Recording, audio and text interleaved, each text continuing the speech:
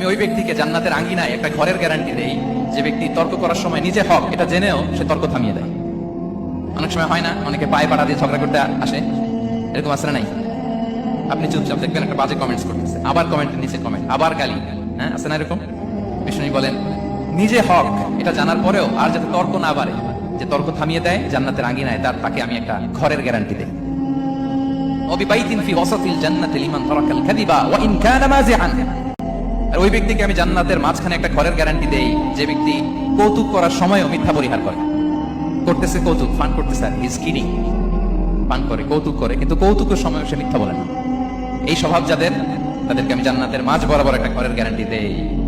এরপর বিষ্ণু কি বলে দেখেন, তিনি বলেন ওবিবাইতিন ফি আ'লাল জান্নাতি লিমান হাসানা খুলুকাহু। আর জান্নাতের একেবারে হাইস্ট পিক অফ প্যারাডাইস, জান্নাতের সর্বোচ্চ স্তরে আমি একটা ঘর বা একটা বাসভবনের গ্যারান্টি ওই ব্যক্তিকে দেই যে তার আচরণটা সুন্দর করেছে, যে সুন্দর আচরণের অধিকারী হয়েছে, তাকে জান্নাতের হাইস্ট পিকে আমি একটা বাসভবনের গ্যারান্টি দেই।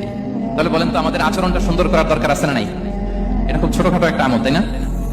কথা বলেন দক্ষিণ কোরিয়া প্রবাসী ভাইরা, আওয়াজ করে বলেন এটা কি ছোট আমল? দেখলে সালাম দিব, সুন্দরভাবে কথা বলবো, ভালো উইশ করব, হ্যাঁ, হিংসা জিঘাংসা অহংকার থেকে মুক্ত থাকবো, খিটখিটে মেজাজের হব না, অলওয়েজ স্মাইলিং ফেস থাকবে আমার, হৃদ্যতাপূর্ণ আচরণ। এই কাজটা কি ছোট আমল? আওয়াজ করে বলেন এই আমলটা কি ছোট না বড়? প্রিয় ভাইরা, বিষ্ণু ইসলাম সবার সাথে এরকম মাধুর্যতাপূর্ণ আচরণ করতেন, ছোট থেকে বড়, নারী থেকে পুরুষ, বন্ধু থেকে শত্রু, সবার সাথে সুন্দর আচরণ করতেন। এবং তার এই চমৎকার আচরণে মুগ্ধ হয়ে তার অনেক শত্রু মুহূর্তে তার বন্ধুতে পরিণত হয়েছে।